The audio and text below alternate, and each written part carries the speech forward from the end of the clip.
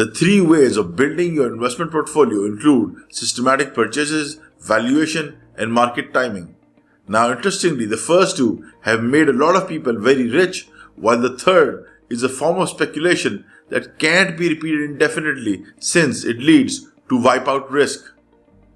The short way to remember this is that systematic purchases is when we buy or sell methodically through regularly scheduled transactions, regardless of market or economic conditions.